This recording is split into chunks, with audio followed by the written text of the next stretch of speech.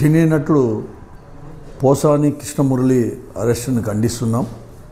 ప్రజాస్వామ్యంలో ఇటువంటి చర్యలకు కూడా ఎప్పుడు కానీ అవకాశం కూడా లేదు. కానీ ఈరోజు కూటమి ప్రభుత్వం, ఆంధ్రప్రదేశ్లో కూటమి ప్రభుత్వం ఏర్పడిన తర్వాత కక్ష సాధింపుల కోసం వ్యవస్థలన్నీ కూడా వాడుకుంటున్నారు. అలాగే పోలీస్ వ్యవస్థను ముఖ్యంగా కూడా ప్రజల రక్షణకు ఉపయోగించుకోవాల్సిన పోలీస్ వ్యవస్థను కూడా వారి యొక్క రాజకీయ స్వలాభం కోసము, వారి యొక్క కక్ష సాధింపుల కోసమే పోలీస్ వ్యవస్థనంతా కూడా పూర్తిగా ఎంచుకుంటారు. దీన్ని పూర్తిగా కూడా ఖండిస్తున్నాను. హైకోర్టు లాంటి వారే ఈరోజు డిఐజీని కూడా ఇటువంటి పరిస్థితుల్లో డిఐజీని కూడా కోర్టుకు పిలిపించాల్సిన అవసరం ఉంటుందని చెప్పేసి స్వయంగా హైకోర్టు జడ్జిలు కామెంట్ చేసినా కూడా పోలీసుల్లో మాత్రం ఎక్కడ కానీ మార్పు కూడా రాలేదు.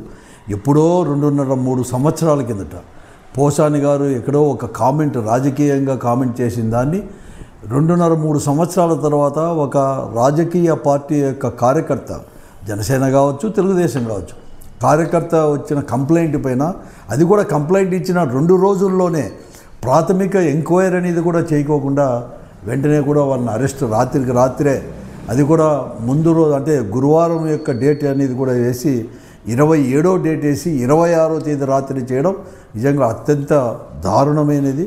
దీని అందరూ కూడా ప్రజాస్వామ్యవాదులంతా కూడా ఖండించాల్సిన అవసరం కూడా ఈరోజు కూడా ఉంది.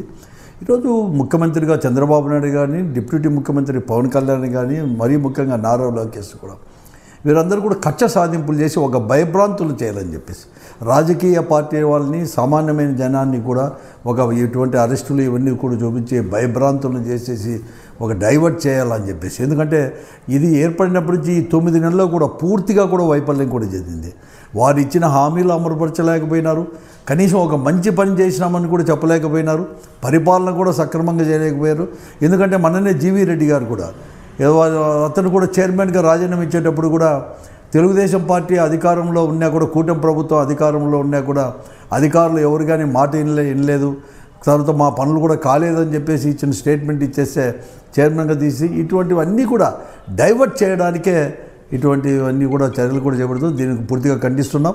ఇంతేకాదు, ఈ కూటమి ప్రభుత్వానికి దగ్గర రోజులు కూడా వచ్చేసాయి, కూడా దగ్గర రోజులు కూడా పడుతున్నాయి. ఎందుకంటే ఈ కక్ష సాధింపులు అనేది పరాకాష్ఠకు చేరుకుంది.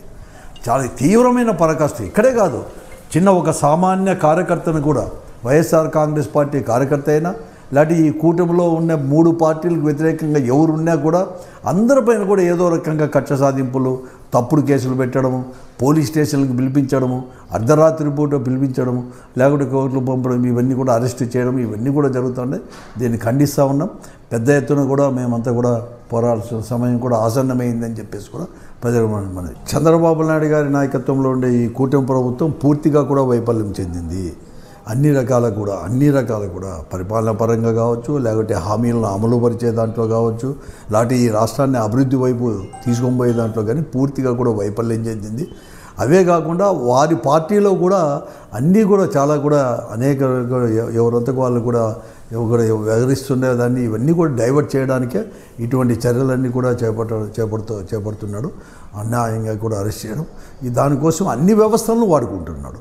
వారి రాజకీయ పబ్బం గడుపుకోవడానికి అన్ని వ్యవస్థలను కూడా వాడుకుంటున్నాడు. మరీ ముఖ్యంగా పోలీస్ వ్యవస్థ, రెవెన్యూ వ్యవస్థలను కూడా పెద్ద ఎత్తున కూడా దుర్వినియోగం కూడా చేస్తున్నాడు చంద్రబాబు నాయుడు గారు. అలాగే ఈరోజు ముఖ్యమంత్రిగా చంద్రబాబు నాయుడు గారు కానీ, డిప్యూటీ ముఖ్యమంత్రి పవన్ కళ్యాణ్ గారు కానీ కేవలం ఏదైతే లోకేష్ గారు చెప్పారో, ఆ రెడ్ బుక్ అనే రాజ్యాంగం అని చెప్పాడో, ఆ రెడ్ బుక్ రాజ్యాంగంలో ఏదైతే రాసుకున్నాడో అతను ముఖ్యంగా కూడా పద్ధతిలో, అవన్నీ కూడా అమలుపరచడానికి మాత్రమే ఈ ముఖ్యమంత్రి, డిప్యూటీ ముఖ్యమంత్రులు కూడా కాలమంతా కూడా ఈ 9 నెలలు కూడా వెలదీస్తున్నాడు తప్ప మరొకటి కానే కాదు. అందుకోసం ఈరోజు లోకేష్ గారు చెప్పిన మాటే ఈరోజు చెల్లుతూ ఉంది. వీళ్ళిద్దరు కూడా నామమాత్రం ఏమైనారు, ముఖ్యమంత్రి, డిప్యూటీ ముఖ్యమంత్రి అని కూడా ఈ చర్యలు ఇవన్నీ కూడా నిరూపిస్తున్నాయని చెప్పి